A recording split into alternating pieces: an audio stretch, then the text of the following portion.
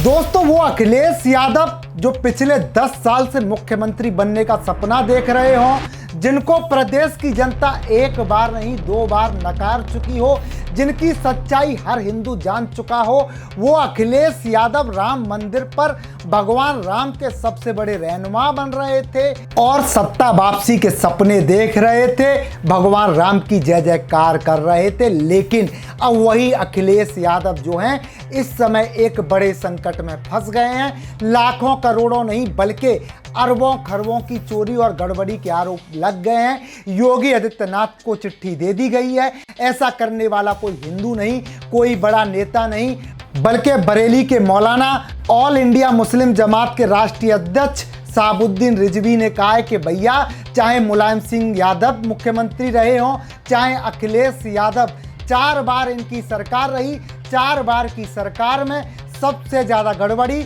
चाहे सिया सुन्नी वक्फ बोर्ड हो, दोनों में इतनी बड़ी गड़बड़ी हुई है कि अब उनकी जांच होनी चाहिए। जो अखिलेश यादव 24 घंटे पहले तक राम के रहनुमा बन रहे थे, अब वही अखिलेश यादव एक बड़े संकट में फंसते हुए नजर आ रहे हैं। दोस्तों नमस्कार, जय हिंद। मेरा नाम है संदीप और आप देख रहे हैं अपना उत्तर प्रदेश।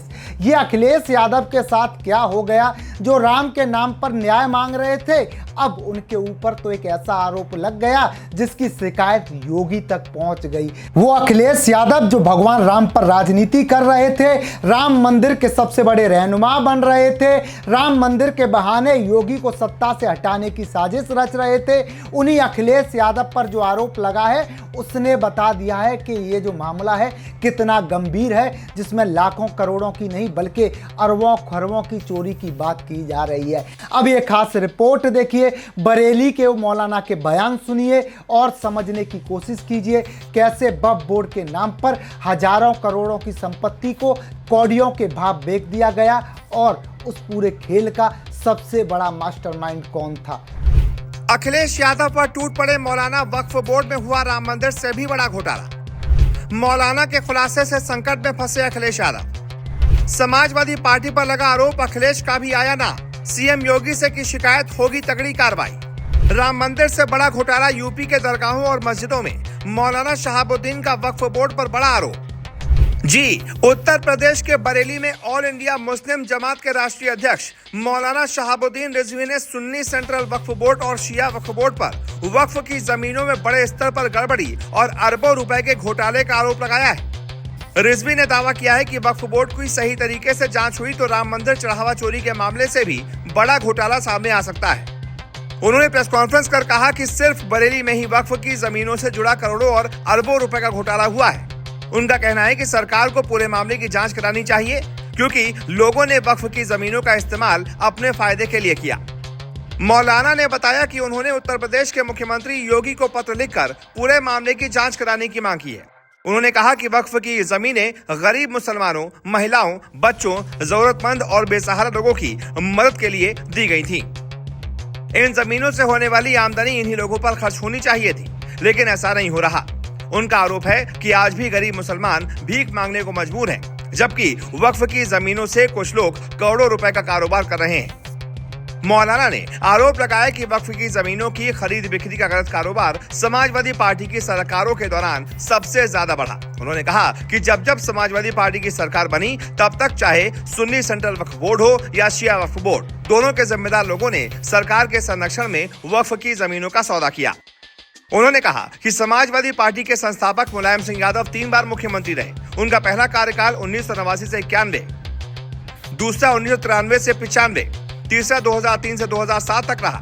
इसके बाद उनके बेटे अखिलेश यादव 2012 से 2017 तक मुख्यमंत्री बने रहे। मौलाना का दावा है कि समाजवादी पार्टी के इन चारों कार्यकाल में आजम खान के पास ज्यादातर समय अल्पसंख्यक, वक्फ और हज मंत्रालय रहे।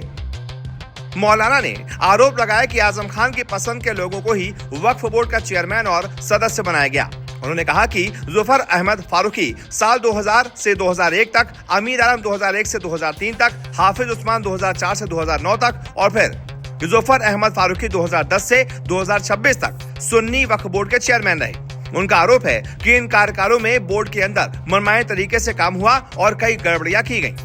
मौलाना ने कहा कि सुन्नी और शिया दोनों वक्फ बोर्ड के जिम्मेदार लोगों ने वक्फ की जमीनों को बेच दिया।